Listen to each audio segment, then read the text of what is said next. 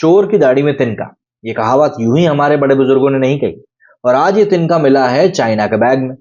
हालांकि ये तिनका क्या था, ये चाइना के डेलीगेट्स ने चेक नहीं करने दिया और उसके पहले ही उन्होंने अपनी एम्बेसी में इसको भिजवा दिया, मतलब कि दूतावास में। अब आप सोच रहे होंगे कि यार ये कौन सी बड़बड़ करना शुरू कर दी, पहले जरा कॉन्टेक्स्ट तो बता दो। चलिए शुरुआत से शुरू करते हैं। दरअसल हुआ कुछ यूं है कि G20 समिट के दौरान पिछले गुरुवार को एक अजीबोगरीब वाक्य निकलकर सामने आया। दिल्ली में उस दिन अधिकारियों के दिमाग में एक ही बात चल रही थी कि क्या G20 समिट में आम सहमति बन पाएगी।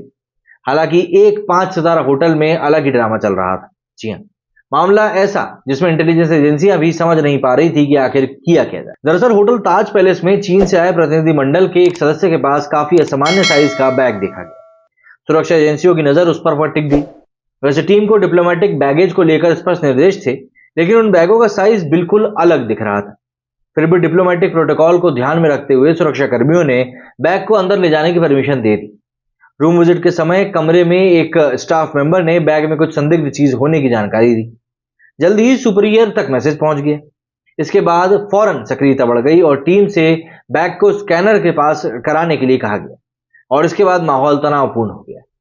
चीनी इस बात को लेकर तैयार ही नहीं हुए कि उनके बैग और खासतौर से अंदर जो है उसकी जांच करी जाए। इसके चलते 12 घंटे तक तनाव बना रहा। आखिरकार मामला उस समय शांत हुआ जब गेस्ट उस संदिग्ध बैग को चीन के दूतावास से भेजने को तैयार हुए। ये भी जान लीजिए कि चीन से आए डेलीगेशन ने अपने लिए एक अलग और प्राइवेट इंटरनेट कनेक्शन की भी मांग करी, लेकिन होटल ने इससे इनकार कर दिया।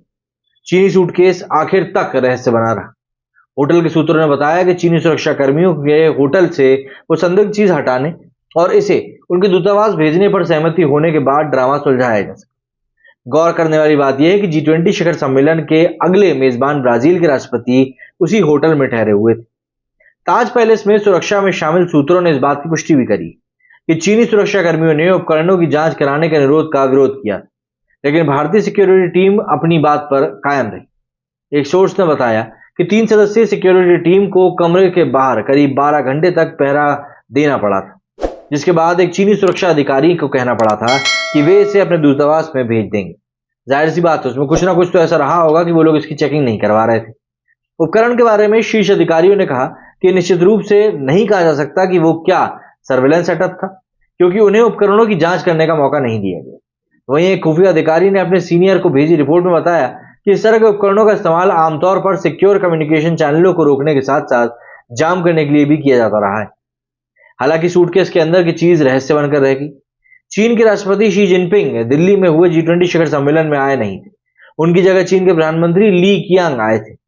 खास बात यह है कि चीनियों का प्रतिनिधिमंडल विशेष विमान से नहीं बल्कि चार्टर्ड फ्लाइट से दिल्ली पहुंचा था।